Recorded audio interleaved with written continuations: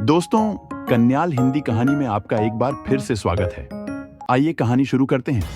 यह एक ऐसी कहानी है जो आपको अंत तक बांधे रखेगी और हर मोड़ पर सस्पेंस और रहस्य बना रहेगा। महल में अभी भी रहस्य बना हुआ था। राजा वीरेंद्र सिंह ने सोचा था कि रानी शारिका के मारे जाने के बाद सब कुछ सामान्य हो जाएगा, लेकिन ऐसा नहीं हुआ। उसके बाद भी महल में अजीब घटनाएं घटने लगी। रानी शारिका की मृत्यु के बाद महल में सन्नाटा छा गया, लेकिन राजा के मन में एक सवाल घूम रहा था।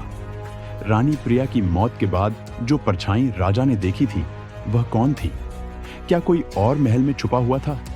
क्या सच में राजा के खिलाफ कोई और साजिश हो रही थी, या फिर यह सिर्फ एक वहम था?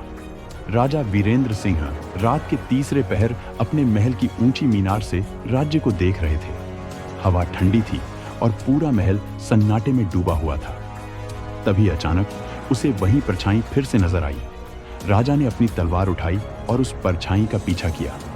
वह तेजी से भाग रही थी, लेकिन राजा भी उसके पीछे था। परछाई महल के गुप्त गलियारों की ओर बढ़ी। राजा ने देखा कि वह एक अंधेरे कमरे में घुस गई। राजा ने जैसे ही दरवाजा खोला, वहां कोई नहीं था, लेकिन कमरे की दीवारों पर खून के धब्बे थे। राजा के होश उड़ गए। यह किसका खून था? क्या महल में अब भी कोई छुपा हुआ था? सुबह होते ही राजा ने अपनी पहली पत्नी रानी सिया को बुलाया। सिया हमेशा राजा का समर्थन करती थी और बहुत स्नेही स्वभाव की थी। राजा ने उससे पूछा, सिया, क्या तुम्हें कुछ अजीब महसूस हो रहा है? रानी सिया का चेहरा अचानक सफेद पड़ गया। उसने कहा, महाराज, मैं कुछ दिनों से महसूस कर रही हूं कि कोई हमें देख रहा है, कोई हमारी हर हरकत पर नजर रख रहा है। रात को जब मैं अपने कक्ष में थी तो मुझे किसी के चलने की आवाज सुनाई दी, लेकिन जब मैंने देखा तो वहां कोई नहीं था। राजा चिंतित हो गया। महल में आखिर कौन छुपा था? महल में अब सभी को डर लगने लगा था। राजा ने अपनी चौथी पत्नी रानी दीक्षा से बात करने का फैसला किया। रानी दीक्षा बहुत बुद्धिमान थी और राजनीति में निपुण थी। जब राजा ने दीक्षा से पूछा तो उसने कहा, महाराज, मुझे लगता है कि कोई हमें भ्रमित करने की कोशिश कर रहा है, लेकिन हमें यह समझना होगा कि वह कौन है। रानी दीक्षा ने राजा को एक पुराने दस्तावेज दिखाए, जिसमें यह लिखा था कि राजा रुद्रसेन के महल में एक गुप्त जासूस था जो शारिका के अलावा किसी और के रूप में महल में छुपा हुआ था।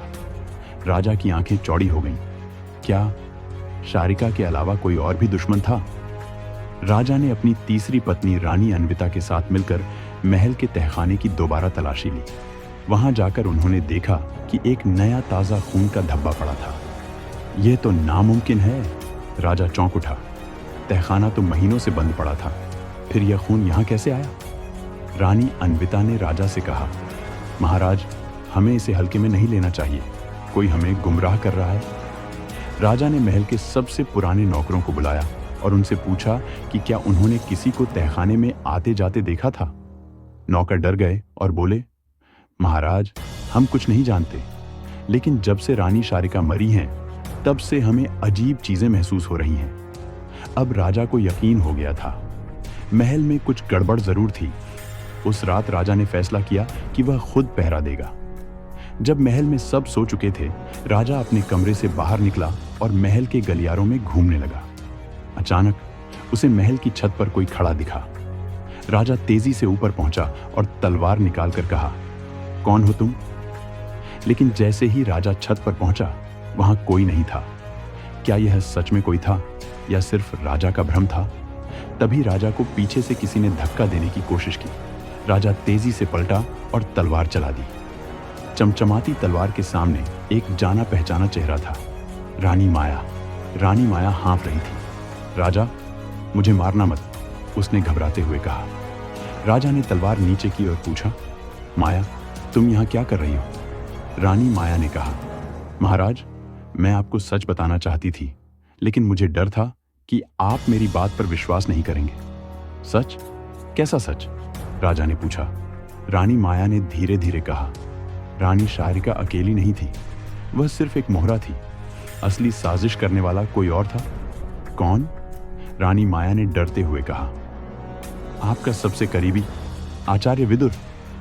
राजा को विश्वास नहीं हुआ। आचार्य विदुर, वे तो मेरे गुरु हैं, वे ऐसा क्यों करेंगे? रानी माया ने कहा, क्योंकि आचार्य विदुर कभी आपके समर्थक नहीं थे। वे हमेशा राजा रुद्रसेन के साथ थे। उन्होंने शारिका को भेजा ताकि वह आपको मार सके, और जब वह असफल हो गई तो उन्होंने मुझे धमकाकर अपने पक्ष में करने की कोशिश की। अब सब कुछ स्पष्ट हो गया था। महल में हो रही घटनाओं के पीछे आचार्य विदुर थे। राजा ने तुरंत सैनिकों को बुलाया और आचार्य विदुर को गिरफ्तार करने का आदेश दिया। लेकिन जब सैनिक उनके कमरे में पहुंचे तो आचार्य विदुर वहां नहीं थे। क्या यह सच में खत्म हुआ? आचार्य विदुर भाग चुका था। राजा को अब यकीन हो गया था कि यह लड़ाई अब भी खत्म नहीं हुई थी। महल में अब भी साजिशों का जाल बिछा हुआ था। आखिर आचार्य विदुर कहां भागा था? क्या वह दोबारा हमला करेगा? क्या राजा वीरेंद्र सिंह इस साजिश को रोक पाएगा? यह कहानी यहीं खत्म नहीं होती। अगले भाग में और बड़ा रहस्य सामने आएगा।